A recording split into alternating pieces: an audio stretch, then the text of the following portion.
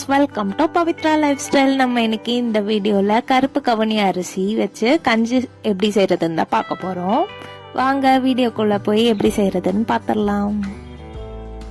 அதுக்கு 1/4 கப் கருப்பு கவுனி அரிசி, 1 ஸ்பூன் மிளகு, 1 ஸ்பூன் சீரகம், இந்த 3 பொருள் இருந்தா போதும்.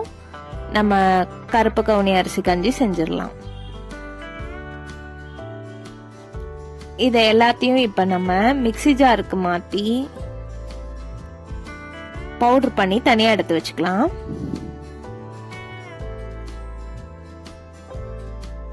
பவுடர் பண்ணா இந்த மாதிரி தான் இருக்கும்.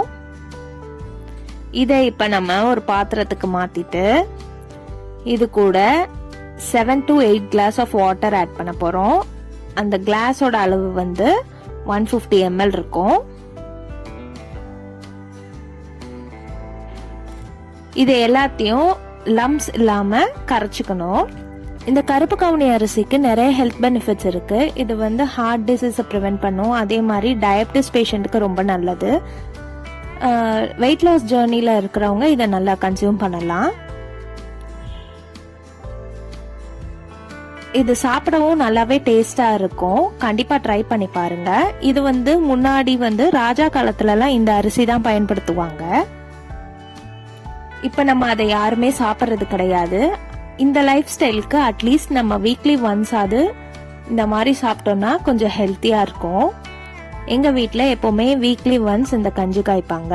இதை நீங்க 11:30 டைம்லயும் சாப்பிடலாம், இல்ல ஒரு ஆஃப்டர்நூன் லஞ்சா கூட நீங்க இதை எடுத்துக்கலாம். இது நல்லா கொதிக்கட்டும். ஒரு 10 to 12 minutes நல்லா கொதிச்சு வரும்போது நல்லா கொஞ்சம் திக்கா இருக்கும் கஞ்சி. உங்களுக்கு தண்ணியா வேணும்னா அந்த கன்சிஸ்டன்சி வரும்போதே ஆஃப் பண்ணிக்கோங்க.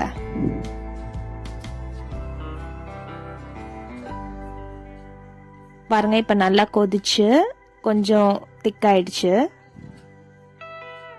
தண்ணி ரொம்ப கம்மியா வச்சீங்கன்னா ஓவர் திக்காயிடும். இது நல்லா போரிங் கன்சிஸ்டன்சில இருக்கும், குடிக்கவும் நல்லா இருக்கும்.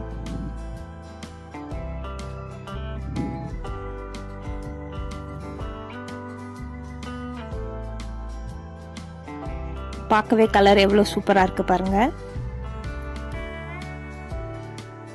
10 மினிட்ஸ்க்கு அப்புறம் நல்லா கொதிச்சதும் லாஸ்டா இறக்கறதுக்கு முன்னாடி உப்பு ஆட் பண்ணி குடிச்சிடலாம். இதுக்கு பதிலா நீங்க கருப்பட்டி, வெல்லம், சர்க்கரை என்ன ஆட் பண்ணணும்னு நினைக்கிறீங்களோ அது கூட ஆட் பண்ணிக்கலாம். ஸ்வீட்டா சாப்பிடணும்னா அந்த மாதிரி ஆட் பண்ணிக்கலாம், இல்ல உப்பு போட்டு சாப்பிடணும்னாலும் சாப்பிட்டுக்கலாம். இன்னைக்கு உப்பு போட்டு தான் செஞ்சிருக்கோம். லாஸ்டா உப்பு போட்டுட்டு ஆஃப் பண்ணிடலாம். அதுக்கப்புறம் இதை வந்து ஒரு